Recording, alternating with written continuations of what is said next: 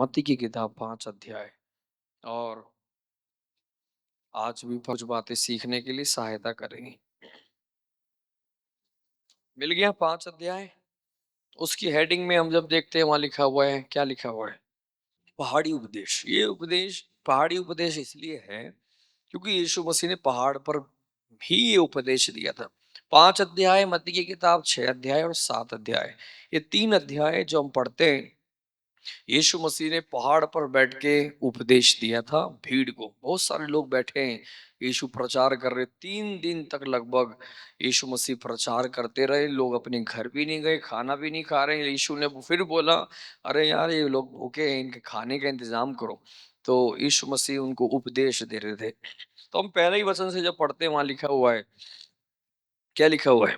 वह इस भीड़ को देखकर पहाड़ पर चढ़ गया। आमीन। बहुत सारी बातें हैं, ध्यान से सुनते रहना बस है। वह इस भीड़ को देखकर पहाड़ पर चढ़ गया। तो आप इसमें एक बात सबसे पहले हमें यही समझना है, यीशु मसीह भीड़ को देखकर भीड़ में नहीं गया, यीशु भीड़ को देखकर पहाड़ पर चढ़ गया। तो हमारे जीवन में भी समझना है, आने वाले दिनों में चर्च में बहुत बड़ी भीड़ आने वाली है, लेकिन हम भीड़ के अंदर नहीं जाना, हमें पहाड़ पर चढ़ना है। यानी कि प्रार्थना का एक जीवन हमारा होना चाहिए। बहुत सारे लोगों के जीवन में वो क्यों नहीं बढ़ पाते, पता? जैसे ही प्रभु थोड़ा सा इस्तेमाल करने लगा, कल भी हमारे कुछ लोग यहाँ पर आए थे, मुझसे बोल रहे थे, पास्टर जी आप हमारे घर घर पे विजिट करे करो ना। वो अपनी जगह अच्छा बोल रहे थे, गलत नहीं बोल रहा मैं उनको, गलत है, लेकिन वो मुझसे बोल रहे थे, पास्टर जी हमारे घर पे एक एक घर पे विजिट किया करो ना, आप तो आते ही नहीं हो। तो मैंने बोला था अब थोड़ा समय की कमी है, तो कोई नहीं, महीने में एक बार इनके घर, महीने में एक बार इनके घर, महीने में एक बार इनके घर, ऐसे वो मुझे बोल रहे थे। मैं बोल रहा था चर्च में अगर मान के चल लो 2000 लोग हैं, तो फिर मैं कितने साल तक एक एक घर में घूमता रहूंगा?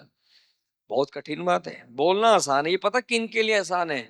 जिनकी चर्च में उंगली पे गिने हुए लोग हैं ना, 50 ही लोग हैं, तो बंदा अब घर घर घूमता रहेगा। वो फ्री भी तो है, वैसे भी तो टाइम पास जब भी होएगा। तो इसीलिए आपको समझना है, यीशु मसीह भीड़ जब आई, यीशु मसीह इसके घर उसके उसके घर नहीं घूम रहे थे, यीशु चढ़ गया पहाड़ पर उपदेश देने के लिए। वो यीशु जाते थे पहाड़ पर, और क्या करने जाते थे? प्रार्थना करने के लिए।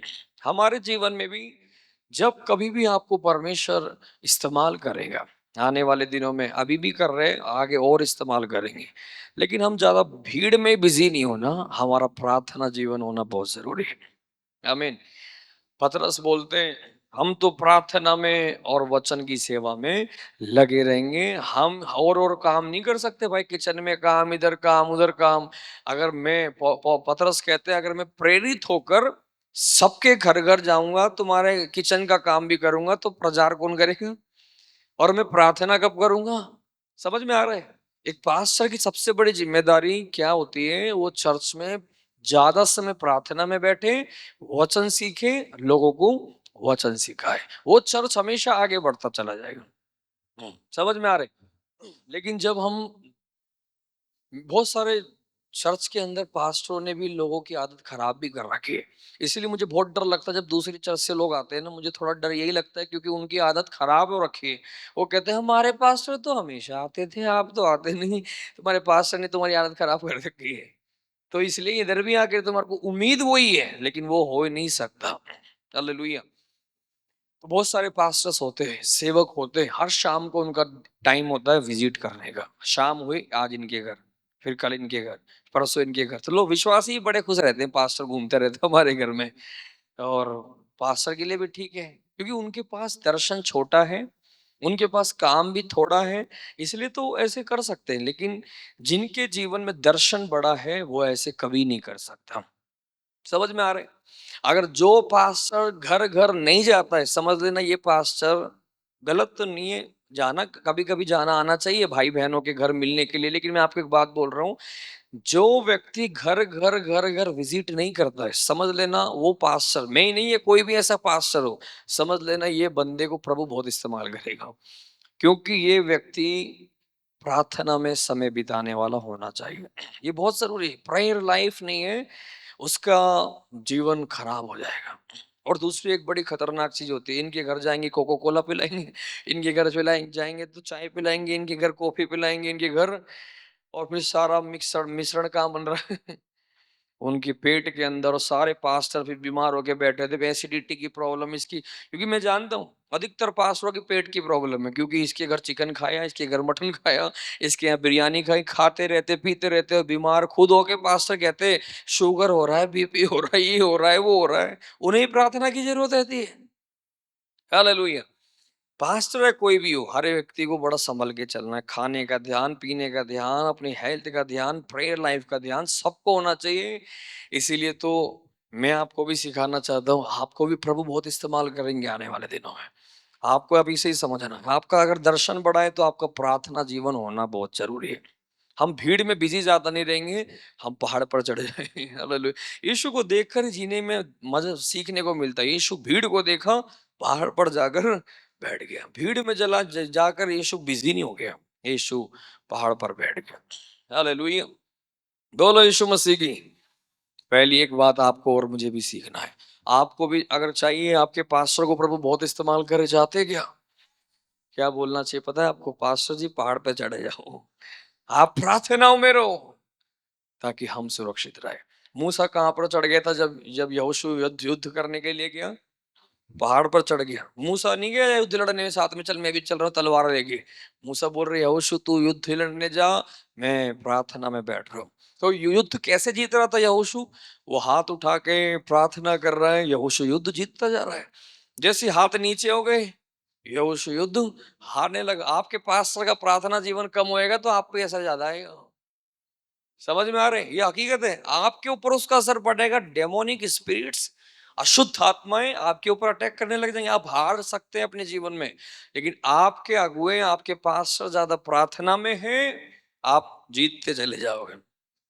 बल्कि जब खाले अपने देखा, और वो जो उसने, क्या नाम दूसरे का, जो जो क्या नाम है, कालेब, और जो होशू तो युद्ध लड़ रहा था, दो एकले का नाम क्या है, मूसा के जो दाहिने एक हाथ में जो हाथ पकड़ के खड़ा हो गया, दूसरा भी जो हारून हारून और कालेब, जो वो दोनों हाथ पकड़ के खड़े हो गए।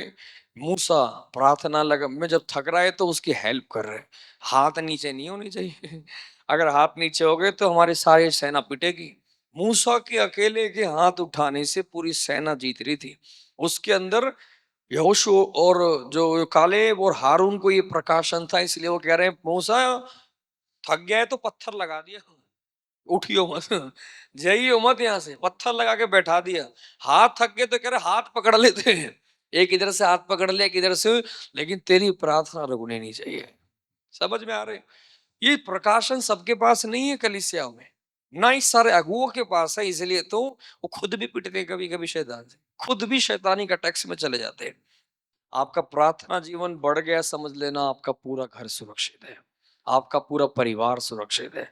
कोई शैतानी का टैक्स आपके जीवन में नहीं होंगे। प्रार्थना जीवन कम होगा, उसका असर आपके घर में दिखेगा, आपके आर्थिक जीवन में, आत्मिक जीवन में, परिवार का माहौल खराब, चिड़चिड़, लड़ाई बड़ाई, ये वो सब कुछ शुरू होना, ये सब डेमोनिक अटैक्स होते हैं। इसलिए प्रार्थना हम सबकी होना बहुत जरूरी है। हालेलुया। जो मैंने सबसे ज्यादा चीज को जो देखा हुआ है, सबसे ज्यादा प्रार्थना कम मैंने जो देखा है चर्च में, सेवकाई करने वालों का प्रार्थना जीवन सबसे कमजोर होता है।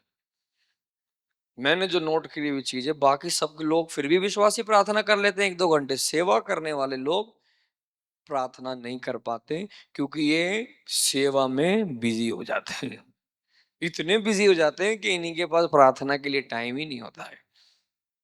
और उसका असर फिर उनके जीवन में कहीं ना कहीं दिखता है। ये जल्दी सेवकाई में गिर भी जाते हैं, सेवकाई भी जल्दी खत्म हो जाते हैं। तो ये सारी चीजें हमने देखी हैं, लेकिन प्रभु का अनुग्रह है कि हमें प्रभु ने बुद्धि दी है, समझ दिया। हम ज्यादा सेवा में बिजी नहीं रहते, हम प्रार्थना में ज्यादा बिजी रहते हैं। चाहे रात को जगना पड़े, प्रार्थना करना पड़े।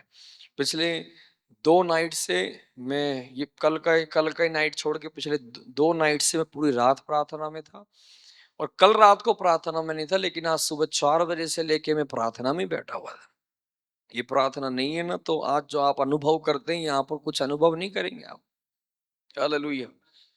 जो हमारे बीच में बहुत सारे लोग आते हैं, दिल्ली से आते, कहीं से आते, वो आते ही बोलते हैं, इधर स्वर्ग खुला हुआ है, प्रभु की प्रेजेंस बहुत है। लेकिन कहीं और जाते तो पता चलता है माहौल बंधा है, आराधना में कोई मजा ही नहीं आ रहा है, प्रेजेंस नहीं है। हालेलुया। तो हमारे बहुत सारे पास्टर्स आप जानते हैं, जब पिछले दिनों में पानीपत में आए थे सुबह 6 बजे प्रार्थना करने के लिए दिल्ली से, और आते ही उन्होंने मुझे एक बात बोला था, इधर पानीपत में एंट्री करते ही हमने अनुभव किया इधर वातावरण खुला हुआ है, प्रभु की उपस्थिति वातावरण में अनुभव कर रहे थे। उन्होंने बोला जैसे हमने करनाल में एंट्री किया, वो कह रहे थे वातावरण अशुद्ध आत्माओं से घिरा हुआ और बंधा हुआ था, हमें एंट्री करते ही उसका असर दिख रहा था और प्रार्थना करना मुश्किल हो रहा था वहां पर। वही हकीकत है। तो शुरुआत में मुझे भी बड़ा मुश्किल होता था, इधर प्रार्थना करना कठिन बात थी, लेकिन एक लड़ाई शैतानिक शक्तियों से नाइट में डे में होते होते अब तो प्रभु ने हमें बहुत ऊंचाई पे पहुंचा दिया है। अब वातावरण कुछ अलग है यहाँ का। हालेलुया। ताली बजा के यीशु को धन्यवाद करें, प्रभु को सारी महिमा मिले। हालेलुया। और जब बैठ गया, बोलो बैठ गया, कौन बैठ गया है? यीशु। क्या कर रहे थे? बैठ गया। कहाँ पे बैठा था?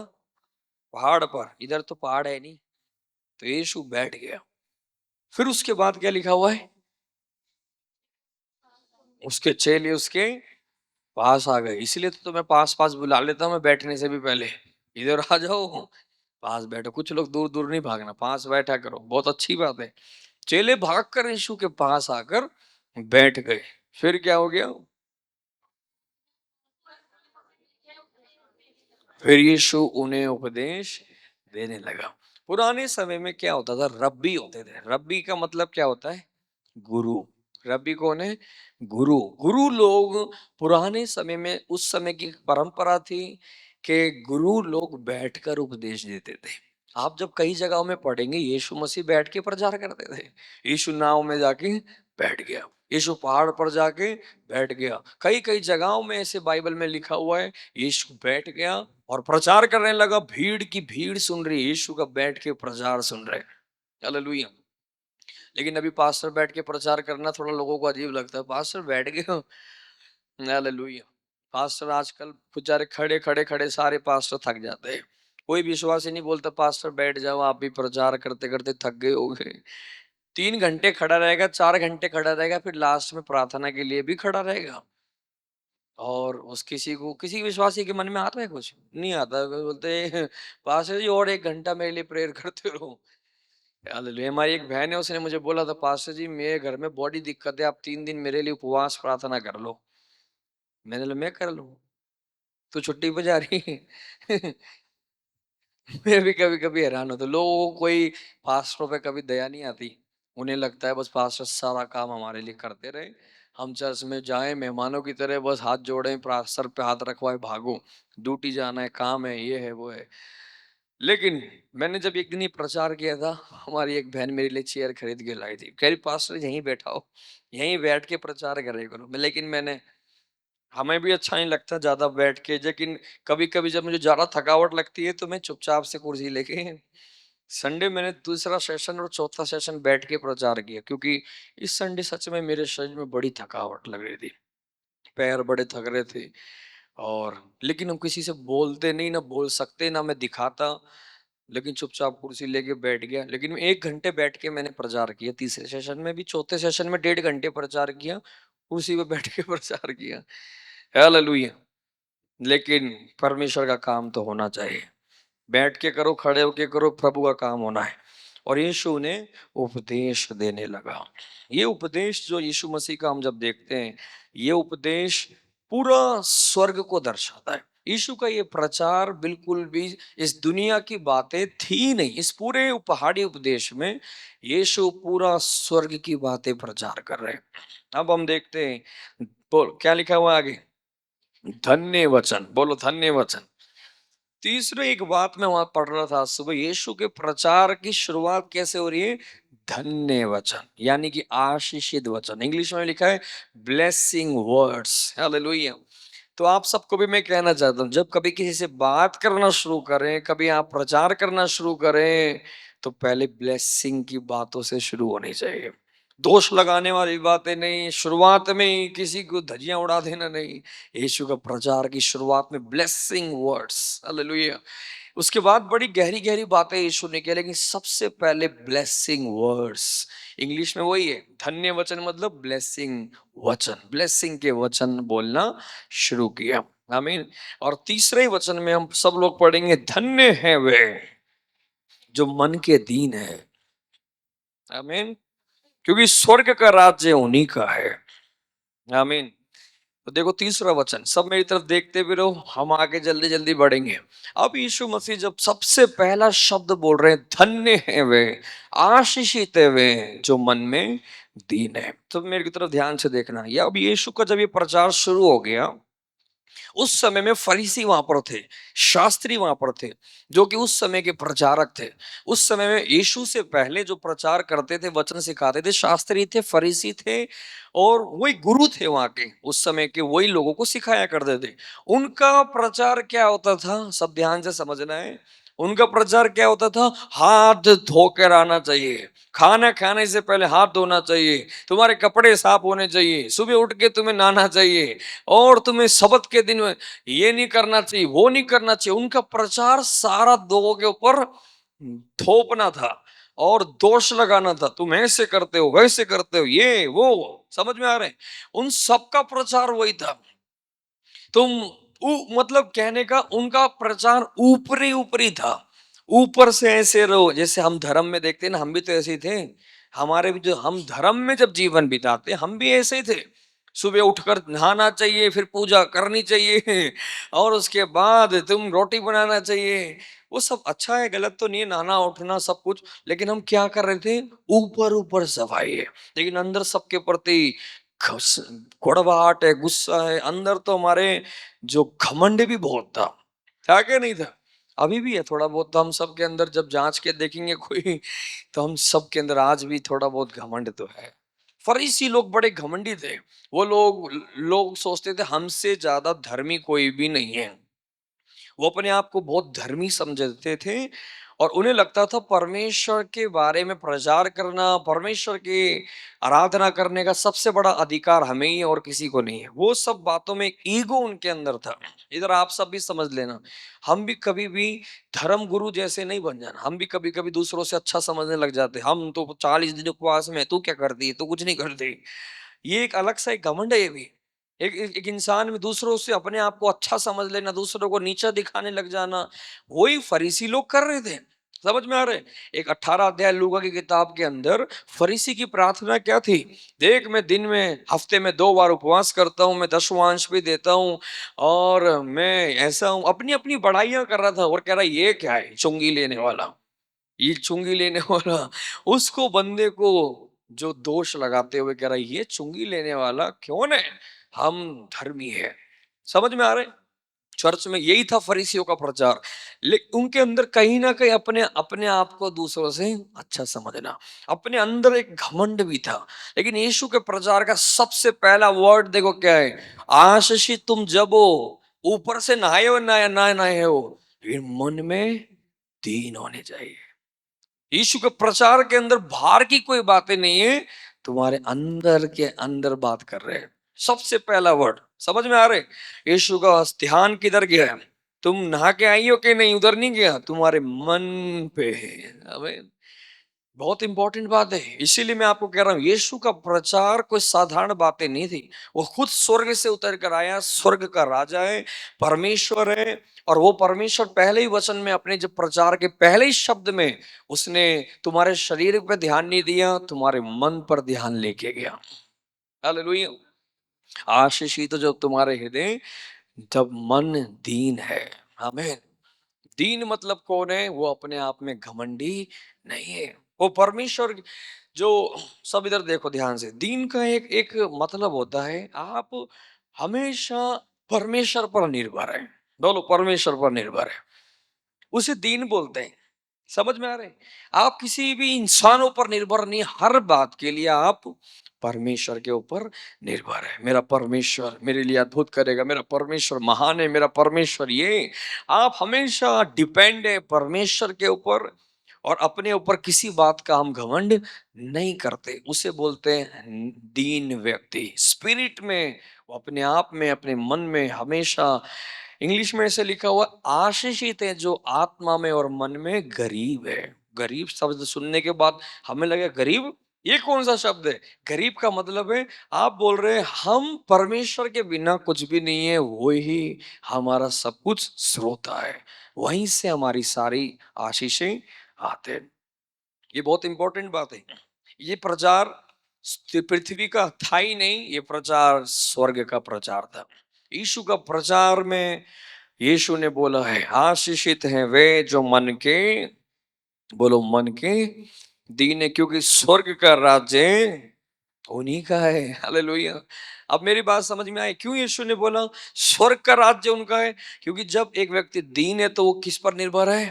परमेश्वर पर। परमेश्वर में, मैं आपके सामने अपने आप को नम्र करता हूँ, मेरे अपने जीवन में जो भी आप चाहते वही मैं करूंगा, और मैं आप पर निर्भर हूँ। परमेश्वर कह रहे ऐसों का है स्वर्ग का राज्य। समझ में आ रहे? मैं अपने आप में बहुत कुछ हूँ, मैं ये हूँ वो हूँ, तो तू जा फिर, ऐसों का स्वर्ग का राज्य नहीं है। तुम अपने आप में ही सब कुछ हीरो बनते हो तो तुम्हारे लिए स्वर्ग का राज्य नहीं है। आमीन। दूसरा है दीनता का मतलब, जहां मेरा परमेश्वर चाहता है मैं वहां पर, वहीं पर होऊंगा। जैसे कि आप, कई बार हम बोलते हैं परमेश्वर मेरे जीवन में ये कर दे वो कर दे, वो नहीं। परमेश्वर आप क्या चाहते हैं मेरे जीवन में, वो ही हो जाए। जब अपने आप को उस परमेश्वर की इच्छा के लिए अपने आप को हम्बल कर दे। यीशु ने जैसे प्रार्थना किया, हे परमेश्वर ये कटोरा मेरे ऊपर से हटा दे, फिर भी मेरी नहीं तेरी इच्छा। वो अपने आप को क्या कर रहे थे? दीन बना रहे, फिर भी मेरी नहीं प्रभु तेरी इच्छा ही पूरी हो जाए। मतलब आप, हम हमारी इच्छाओं को नहीं प्रभु की बोलते हैं, प्रभु तेरी इच्छा क्या है। फिर जब हम बोलते हैं प्रभु जहां मैं चाहता हूं वहां नहीं, जहां आप चाहते मैं वहीं रहना चाहता हूं, जहां मैं चाहता हूं मैं वहां पे नहीं जाना चाहता, जहां आप चाहते मैं वहां जाना चाहता हूं। आपका सारा फोकस है परमेश्वर, जो आप चाहते हैं मेरे जीवन में, उसे ही बोलते वो इंसान अपने आप को परमेश्वर के आगे दीन कर रहा है। हालेलुया। और यीशु के बारे में लिखा हुआ, यीशु ने अपने आप को यहां तक दीन किया कि उसने अपने आप को शून्य बना दिया, अपने आप को हम्बल कर दिया उसने इतना ज्यादा। और क्या लिखा हुआ? ऐसों का है, बोलो ऐसों का है स्वर्ग का राज्य उन्हीं का ही है। आमीन। अभी हम शुरू हो चुके हैं कौन से राज्य के बारे में? अब यीशु का प्रचार में स्वर्ग आना शुरू हो गया। स्वर्ग का राज्य कैसे लोगों का है? तो आप मेरी बातों को ध्यान से समझ लेना। अभी आप इसको ऐसे मत पढ़ो कि हम सुन रहे हैं, इसको उस समय में चले जाओ जब यीशु प्रचार कर रहे थे, जब समझ में आएगी बातें। तो यीशु मसीह जब प्रचार कर रहे थे, दोनों टाइप के लोग वहां पर बैठे हैं, फरीसी भी बैठे हैं, व्यवस्थापक भी बैठे हैं, शास्त्री भी बैठे हैं, चेले भी बैठे हैं, सबके बीच में। और अब यीशु मसीह इनडायरेक्टली बता रहे हैं बेटा ये जो जितना प्रचार करते हैं ना उल्टा सीधा, ऐसों का नहीं है परमेश्वर का राज्य। अपने आप को दीन बनाओ। समझ में आ रहे? अभी आपके जैसे बिल्कुल नॉर्मल लोग नहीं बैठे थे वहां पर, उस समय में फरीसी शास्त्री लोग वहां सुन रहे थे, और यीशु उन्हें समझा रहे हैं ऐसों का है परमेश्वर का राज्य। आप जब आगे बढ़ेंगे जल्दी जल्दी से, उसका 10 वचन के अंदर पढ़े, वहां पर क्या लिखा हुआ है सब लोग पढ़ेंगे। धन्य है वे जो धार्मिकता के कारण सताए जाते हैं, क्योंकि स्वर्ग का राज्य उन्हीं का है। आमीन। उस समय में भी लोगों को धार्मिकता के कारण लोग सताया करते थे। अगर कोई पाप कर रहा है तो कोई दिक्कत नहीं है, लेकिन एक व्यक्ति सच्चाई से जीवन बिता रहा है, पाप छोड़ रहा है, मन फिरा रहा है, बुराई को छोड़ रहा है, लोग सताते थे। तो आपसे भी मैं कहना चाहता हूँ, आपको भी जब यीशु के लिए जीने के कारण कोई सताता है तो आप आशीषित है। सुन रहे हैं? कभी कभी हम पास्टर जी मेरी मम्मी ऐसे बोल रही, दादी ऐसे बोल रही है, मूसा ऐसे। अरे तू धन्य है। Hallelujah, hallelujah. कभी भी आप वहां पर दुखी नहीं होने देना अपने आप को। ये वचन को याद रखो, परमेश्वर का वचन कह रहा है आशीषित है आप लोग, बोलो आशीषित है। यदि आपको सच्चाई में जीने के कारण, यीशु के जीने के कारण कोई सताए, तो ये वचन याद रखना, धन्य है वे। आमीन। स्वर्ग का राज्य बोलो उन्हीं का है। उन्हीं का है। इसका मतलब पक्का हो गया तेरे लिए, तो स्वर्ग का राज्य में तो एंट्री करेगा ही करेगा, पक्का घुसेगा वहां पर।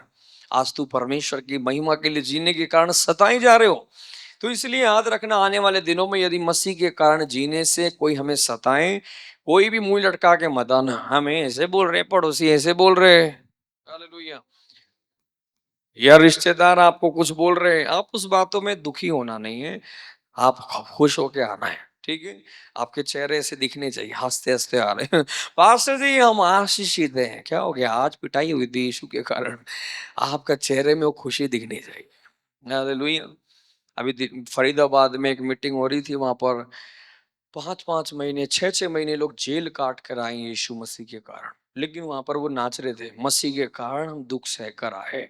तो वो कितनी आशीष की बात है, यीशु वही प्रचार कर रहे। कभी कभी हम बाइबल को जानते हुए भी दुखी हो जाते हैं, आप दुखी नहीं होना, बोलना है धन्य है हम लोग, हालेलुया, जब यीशु की वजह से सताए जाते हैं, जब आपने सच्चाई में जीने के कारण सताए जाते हैं, तो बोल देना स्वर्ग का राज्य मेरा पक्का हो चुका है। आमीन। और 11 वचन कहता है, धन्य हो जब तुम मनुष्य मेरे कारण तुम्हारी निंदा करे, तुम्हें सताए, झूठ बोल बोल कर तुम्हारे विरोध में सब प्रकार की बुरी बातें बोले। ठीक है, मनुष्य जब तुम्हारी निंदा करे और तुम्हें सताए, झूठ बोले तुम्हारे बारे में, तुम्हारा विरोध करे, बुरी बातें करे, तब क्या करना है, तब आनंदित और मग्न होना, क्योंकि तुम्हारे लिए कहां पर, सब बोलो स्वर्ग में बड़ा फल है। आमीन। देखो परमेश्वर कहां पर ध्यान लेके जा रहे हैं, सारा ध्यान परमेश्वर अपने लोगों का स्वर्ग की ओर लेकर जा रहा है। यीशु ये नहीं बोल रहे जब तुम्हें दुखों सताएंगे तो तुम्हें मैं एक यहीं पे गाड़ी वाड़ी दिलवाऊंगा, यहाँ कुछ नहीं बेटा, इधर भी मिल गया तो अच्छी बात है, लेकिन सारा ध्यान किधर ले जा रहे, स्वर्ग में होगा, तुम्हारे लिए प्रतिफल स्वर्ग में होगा। वो भी कैसा प्रतिफल है, बड़ा प्रतिफल, बोलो बड़ा वाला, हालेलुया। तो आप देखो परमेश्वर यीशु मसीह हमें समझाना चाहते हैं, यदि आज इस धरती पर जीते समय मसीह के कारण तुम्हारी कोई निंदा करे, तूने चढ़ जाती है, तूने धर्म बदल लिया, तूने जात बदल ली, आप बोलना धन्य है हम, हालेलुया, मेरा प्रतिफल बढ़ता जा रहा है, स्वर्ग में मेरा रिवॉर्ड, मेरा आशीष बढ़ती जा रही है। सुन रहे हैं, हालेलुया। मुंह लटका के मत आना, इतना सब सुनने के बाद भी कोई कुछ बोल देते हैं, पास्टर जी इसलिए नहीं आए थे, पड़ोसी कुछ बोल रहे थे, तो तुम्हें तो रोज बोलते हैं, तो प्रतिफल तो बढ़ता जा रहा है तुम्हारा, ये तो ज्यादा बटोर रही है। हालेलुया।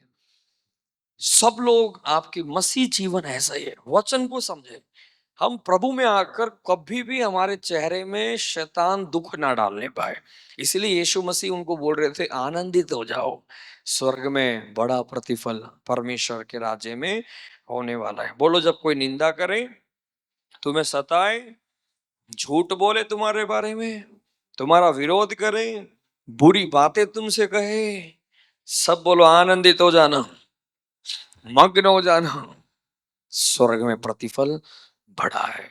तो ये वर्ड को आप अंडरलाइन कर लेना, याद रखना, कभी भी आपके जीवन में, हम सबके जीवन में ये बातें आ सकती है, हम वहां पर रोएंगे धोएंगे नहीं, हम क्या करेंगे, ओ आनंद मनाएंगे, आनंद मनाए, आनंद, उस दिन नाचने की कोशिश करना, शैतान उस दिन रोने लग जाएगा। सच में, मेरे सामने भी कभी कभी कुछ चीजें मुझे ऐसे परेशान करती, तो उस दिन मैं जानबूझ के ज्यादा कूदता हूँ, क्योंकि शैतान को अपने अंदर, अपने मन में दुखी हम लाने, दुख नहीं लाने देना, किसी भी हालत में हम आनंदित होंगे और मग्न हो जाएंगे। आमीन। क्योंकि स्वर्ग में, बोलो स्वर्ग में फल कहाँ पे मिलने वाला है, रिवॉर्ड, इंग्लिश में लिखा हुआ रिवॉर्ड, रिवार्ड कहाँ पर कैसे देते हैं ना, गले में डाल रहे मेडल। ये बढ़िया, प्रभु के लिए निंदा सह कर आइए, एक रिवॉर्ड, दूसरा रिवॉर्ड गले में डाल डाल के, स्वर्ग में सबके सामने आदर और सम्मान होगा। इसलिए प्रभु कह रहे हैं अभी नहीं पता तुम्हें, मैं समझा रहा हूँ, आनंदित हो जाओ, हालेलुया, नाचो और मग्न हो जाओ, तुम्हारे लिए प्रतिफल बढ़ता जा रहा है। आमीन। और आगे जब हम बढ़ते हैं परमेश्वर के वचन के अंदर, तो फिर यीशु मसीह ने नमक और ज्योति के बारे में प्रचार करना शुरू किया। नमक और ज्योति दोनों चीजें बड़ी पावरफुल है, बड़ी इंपॉर्टेंट है, बड़ा प्रभाव डालती हैं दोनों ही अपनी अपनी जगह में। फिर यीशु मसीह समझा रहे हैं नमक के बारे में और ज्योति के बारे में, लेकिन समय हमारे पास उतना नहीं है, हम आगे बढ़ेंगे। 16 वचन को सीधा आप पढ़ो, वो 13 से लेके 15 तक घर पढ़ना, जाके 16 वचन पढ़ेंगे। उसी प्रकार सब लोग पढ़ें, तुम्हारा उजियाला मनुष्यों के सामने चमके कि वे तुम्हारे भले कामों को देखकर तुम्हारे पिता की जो स्वर्ग में है बड़ाई करे। हालेलुया। यीशु मसीह फिर से बोल रहे हैं, तुम्हारा उजियाला क्या होना चाहिए? सब मनुष्यों के सामने चमके। तुम्हारे अंदर एक उजियाला है। हालेलुया। उस उजाले को छिपा कर ना रखो। यीशु कह रहे तुम्हारा उजाला सबके सामने चमके। क्या है वो उजाला? तुम्हारे भले काम। बोलो भले काम। सब लोग बोले भले काम। आप समझ लेना, मसीह जीवन में सबसे इंपॉर्टेंट चीज यही है, हम भले काम के लिए सृजे गए, हम किसी की बुराई के लिए सृजे गए नहीं है। आप याद रखें, अगर आप अपने जीवन से हम सब लोग भले काम करते हैं तो उससे हम मसीह की ज्योति को प्रकट कर रहे हैं। अगर आप अभी भी किसी की बुराई करते हैं, बुरे काम करते हैं, तो आप अभी भी ज्योति में नहीं है। परमेश्वर चाहते हैं तुम्हारे भले काम। हालेलुया। उसको अंडरलाइन कर लेना, भले काम। बोलो भले काम। भले काम देखकर लोग किसकी बड़ाई करेंगे? हैं? हम्म। पढ़ो, तुम्हारे पिता की। किसका पिता? तुम्हारे पिता की बड़ाई करेंगे जो कहां पर है? स्वर्ग में। यीशु मसीह फिर से ध्यान लेके जा रहे हैं, स्वर्ग में बैठा हुआ है तुम्हारा पिता। यीशु मसीह ये भी नहीं कह रहे परमेश्वर बैठे हुए, तुम्हारा पिता। आमीन। अब आगे जितनी भी बार आप बाइबल पढ़ते जाओगे ना, यीशु मसीह एक बार भी नहीं बोलेंगे परमेश्वर, बार बार बोलेंगे तुम्हारा पिता। तुम्हारा पिता जो स्वर्ग में है, तुम्हारा पिता।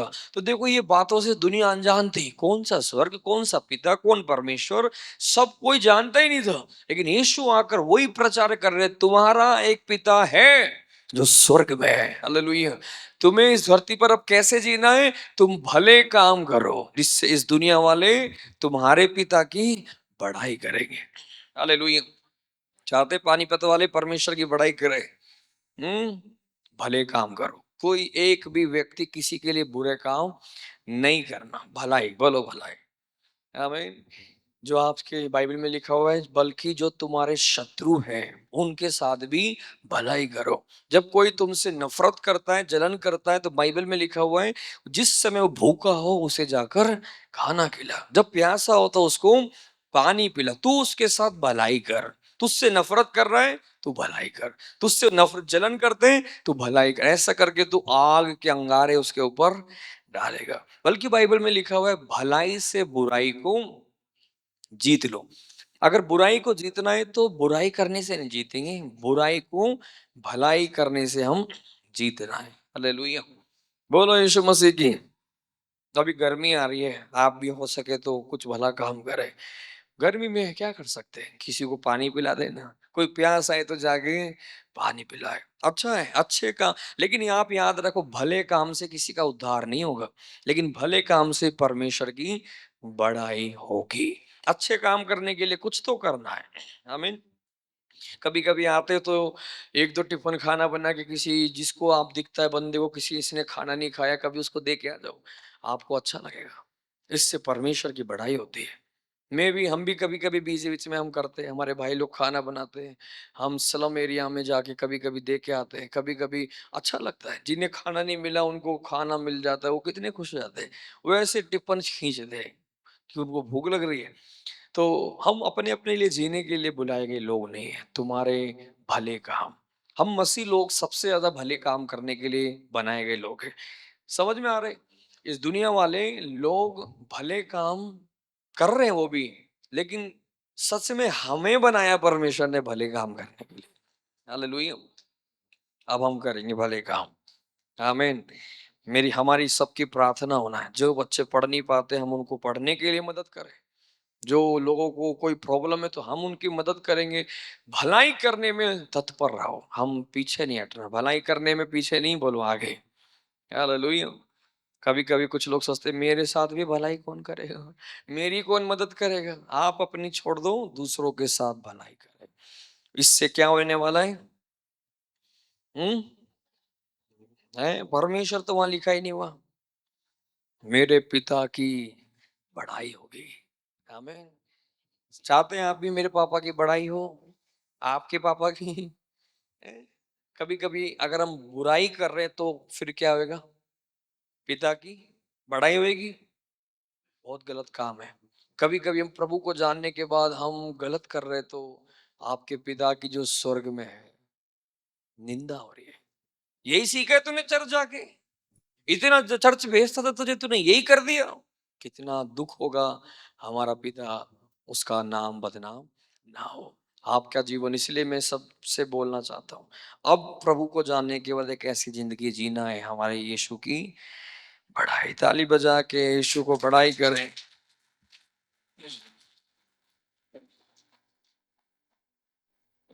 हालेलुया। अब देखो अगला स्टेप में यीशु जा रहे हैं, व्यवस्था की शिक्षा। व्यवस्था पुराने नियम को दर्शाते हैं। सब मेरी तरफ आंख खोल के देखते रहो हैं, ये सब बातें बहुत गहरी हैं समझने के लिए, लेकिन पवित्र आत्मा आपको सरल तरीके से समझाएंगे। जूम पर भी लोग जुड़े हैं क्या? देख रहे हैं मेरे को? मैंने बोला था एक लैपटॉप रख देना यहाँ पर, मैं भी उनको देखता तो कितना अच्छा था। या तो ये एलईडी में चलना चाहिए था। हालेलुया। प्रभु की महिमा हो। तो देखो अब यहाँ पर हम देखते हैं अगला स्टेप, यीशु मसीह व्यवस्था की बातों में जा रहे हैं। जैसी व्यवस्था के आप सुनते हैं, व्यवस्था मतलब पुराना नियम में हम चले जाते हैं। जब परमेश्वर ने मूसा को व्यवस्था दी थी, अब यीशु क्या कह रहे हैं, ये ना समझो कि मैं व्यवस्था या भविष्यद्वक्ताओं की पुस्तकों को लोप करने आया हूं।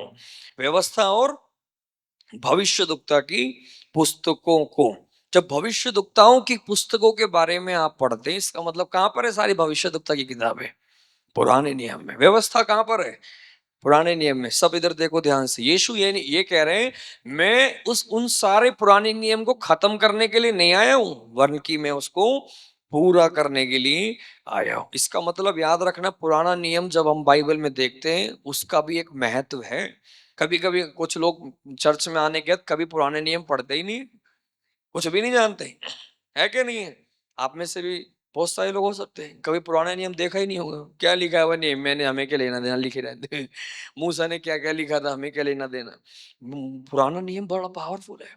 जब अगर आप यीशु को जान चुके हैं और नया नियम पढ़ चुके तो आपको पुराना नियम समझ में आएगा। इसीलिए तो पहले पुराना नियम नहीं पढ़ना, पहले नया नियम पढ़ना है।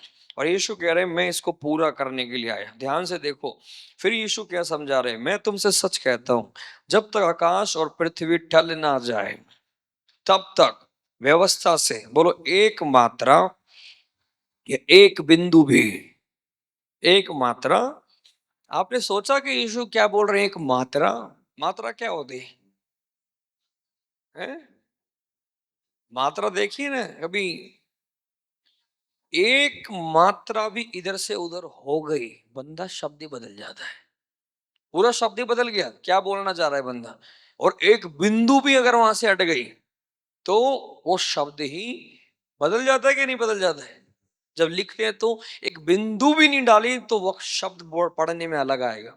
एक मात्रा कुछ इधर उधर हो गई, वो शब्द ही बदल जाएगा। वो एक अक्षर इधर उधर हो गया, यीशु क्या कह रहे हैं, एक मात्रा भी इस वचन की इधर से उधर नहीं होनी चाहिए, क्योंकि पूरा वचन ही बदल जाएगा।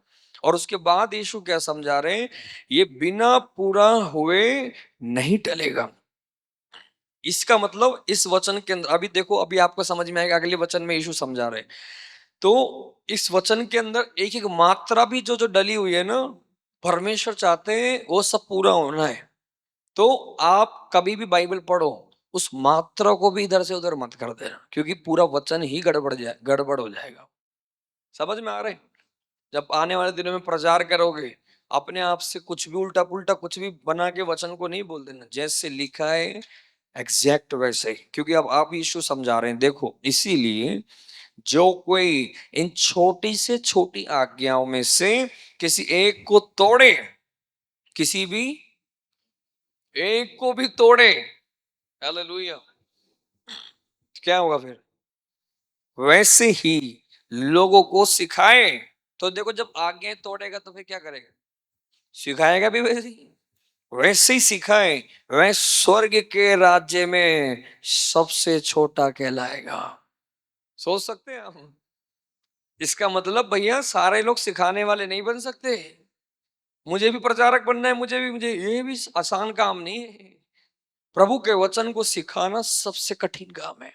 अगर इस वचन में से कुछ भी इधर उधर कर के सिखा दिया, यदि आप उसको तोड़ दिया, उस वचन को पालन भी नहीं किया, फिर लोगों को भी आप वैसे ही लाइफ जीना सिखा रहे, तो परमेश्वर कह रहे स्वर्ग के राज्य में, इधर तो चलेगा तेरा सारा कुछ प्रचार उल्टा पुल्टा सब, लेकिन स्वर्ग के राज्य में ये लोग सबसे छोटे हो जाएंगे। हालेलुया। इसलिए जब बाइबल पढ़ते हैं ना, एक एक छोटी छोटी आज्ञाओं को भी महत्व देना चाहिए। ये नहीं कि आप छोड़ो, ये आज्ञाएं छोड़ दो, ये प्रभु का वचन छोड़ दो। छोटी से छोटी परमेश्वर के वचन का पालन हमें करना चाहिए। समझ में आ रही?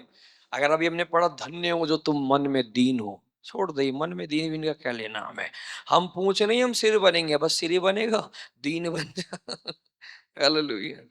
छोटे से छोटे वचन को भी आप छोड़ना नहीं है, इसे हम पालन करना है। ये बहुत इंपॉर्टेंट है, क्योंकि परमेश्वर का वचन कहते हैं यदि आप वैसे परमेश्वर के वचन को हम तोड़ेंगे या उसको इग्नोर करेंगे तो स्वर्ग के राज्य में ये छोटा कहलाएगा।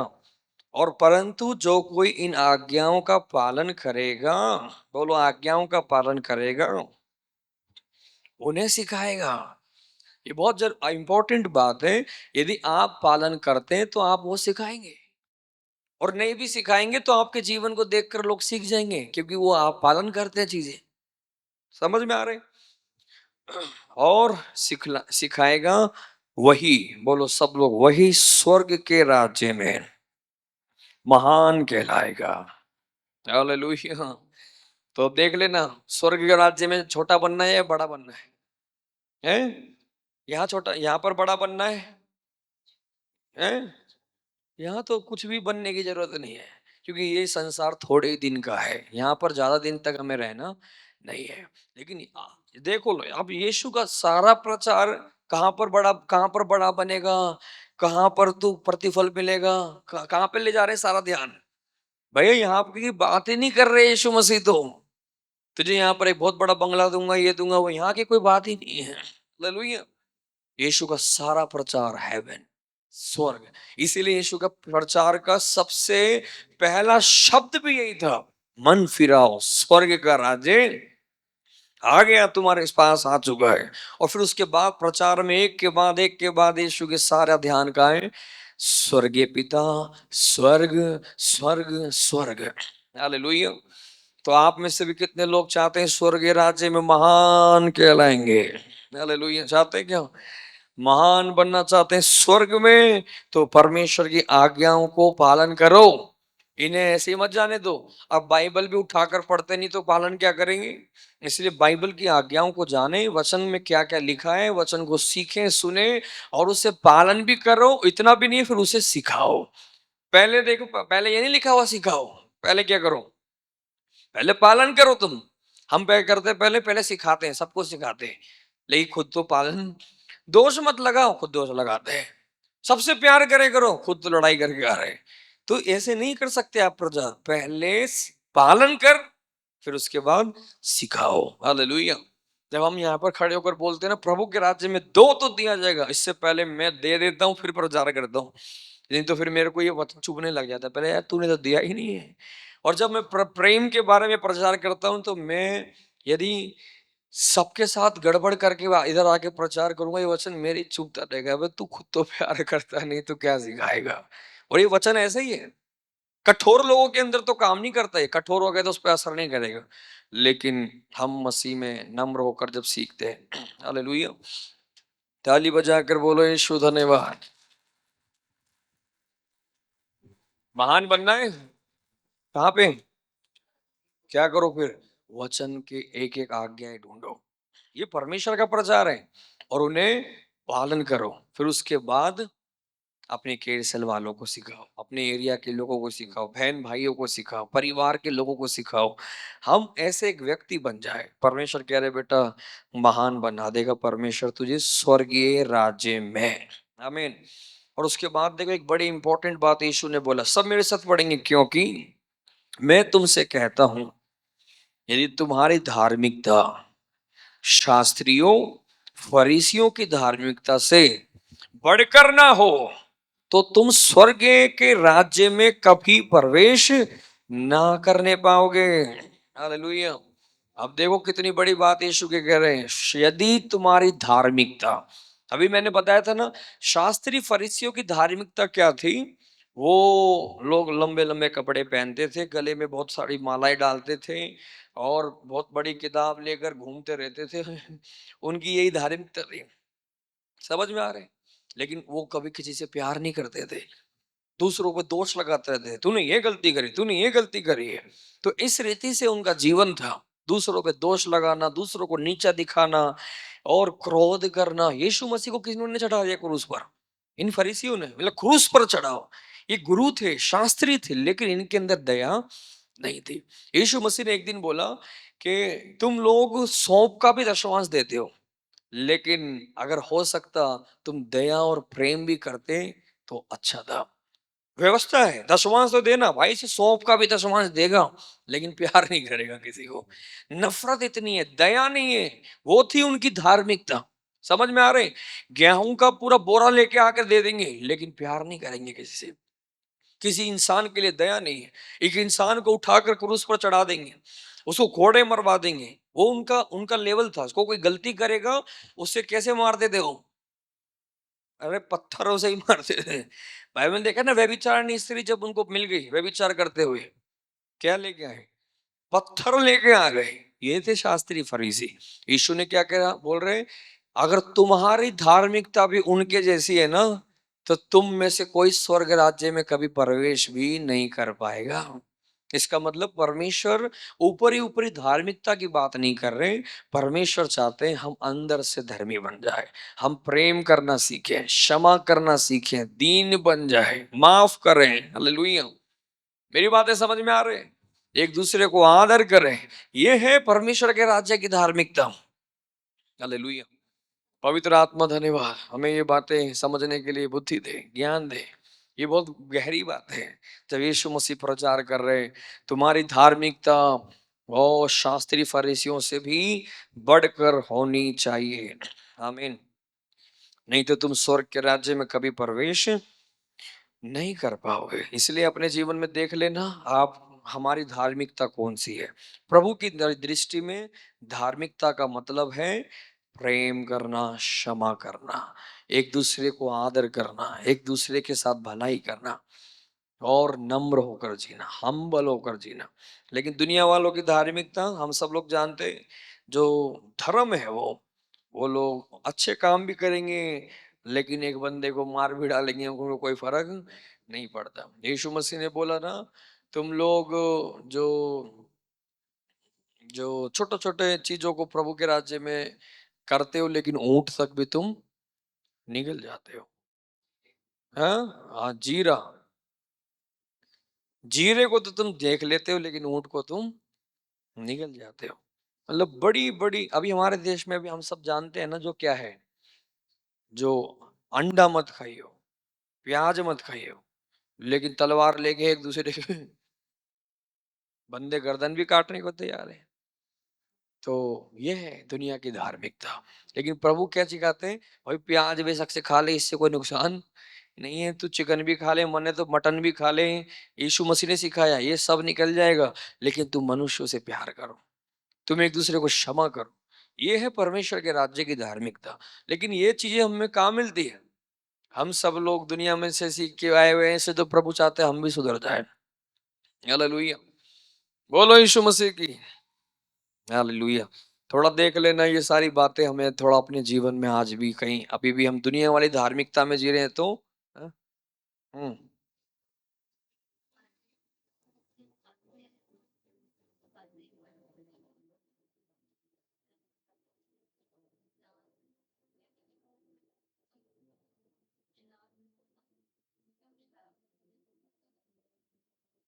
वो सब अज्ञानता के कारण है। वचन को ठीक से पढ़ेंगे तो ऐसे कुछ भी बातें नहीं है। हालेलुया। हम आगे बढ़े। अरे 2 तो बज गए। 1-2 वचन और पढ़ के हम प्रार्थना करके और समाप्त करेंगे जल्दी से। 33 के अंदर पढ़ेंगे उसका, मत्ती 5 अध्याय उसका 33 वचन में देखो क्या लिखा हुआ है।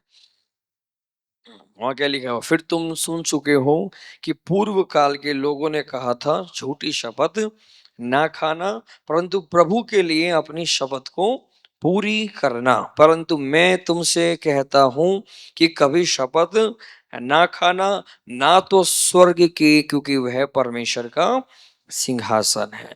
हालेलुया। तो परमेश्वर यहाँ पर समझाते हैं स्वर्ग की कभी शपथ ना खाना, क्योंकि स्वर्ग परमेश्वर का सिंहासन है। यीशु मसीह यानी परमेश्वर जहाँ विराजमान है वो सिंहासन स्वर्ग में लगा हुआ है, हेवन में है।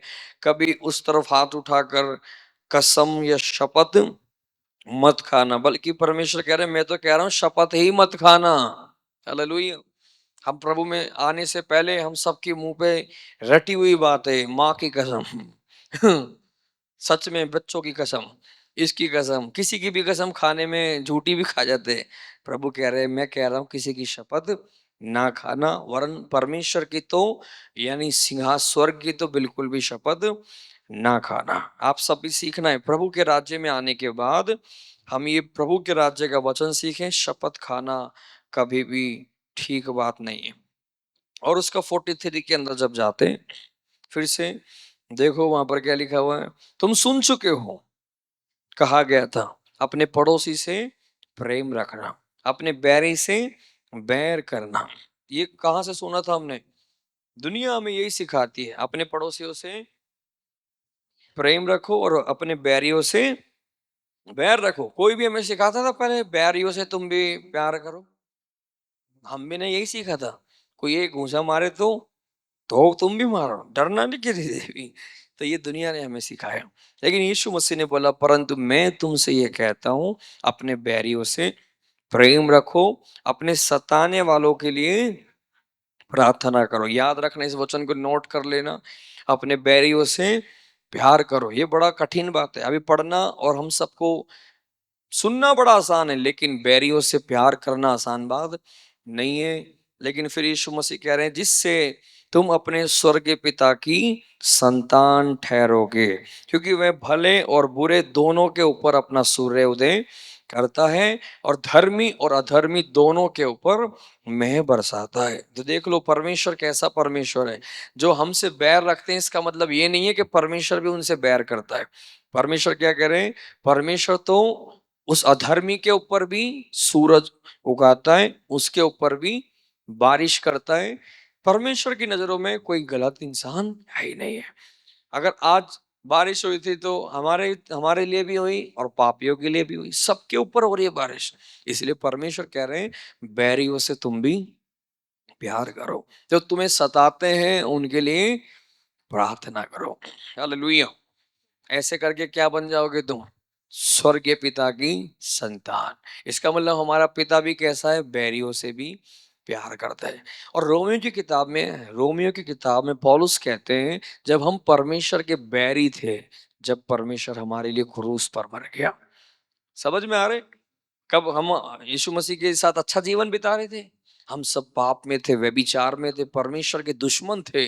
उस समय परमेश्वर हम सब के लिए अपनी जान दे दी। इसका मतलब यही है परमेश्वर बैरियों से भी प्रेम करते हैं।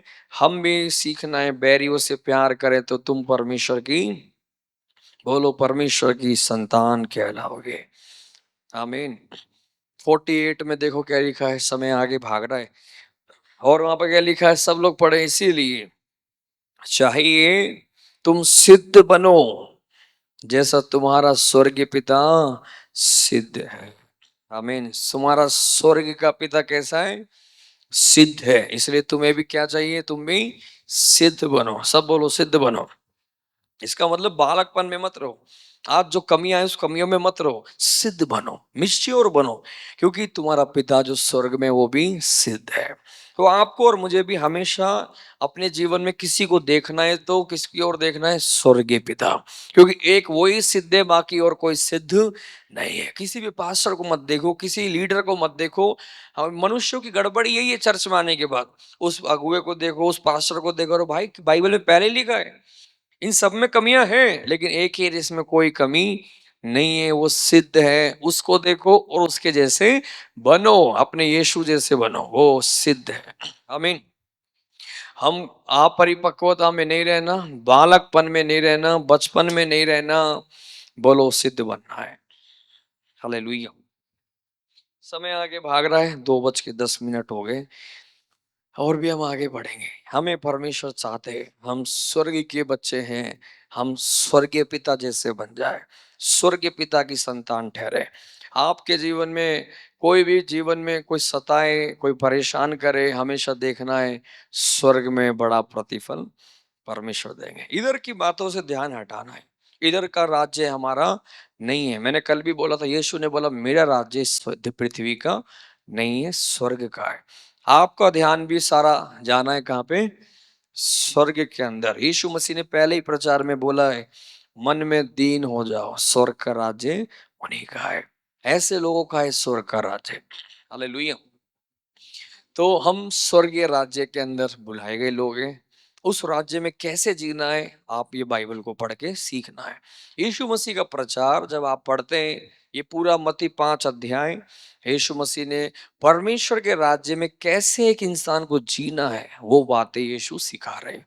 कैसे स्वर्गीय राज्य में जीना है, कौन स्वर्गीय राज्य में जाएगा, किसको स्वर्ग में प्रतिफल मिलेगा, कौन स्वर्ग में बड़ा होगा, कौन स्वर्ग में छोटा होगा, ये सारी बातें यीशु इसी अध्याय में समझा रहे हैं। और ये हमारे लिए जानना कितनी सौभाग्य की बात है, क्योंकि ना हम में से कोई स्वर्ग में गया और ना कोई वहां से अभी आकर हमें सिखा सकता। सिर्फ यीशु ही स्वर्ग से आया और वो बातें हमें स्वर्ग की बातें सिखा रहे हैं। और ये हमारे लिए बड़ी अद्भुत बात है, हम उस राज्य के बारे में सीख कर परिपक्व बनना है। हालेलुया।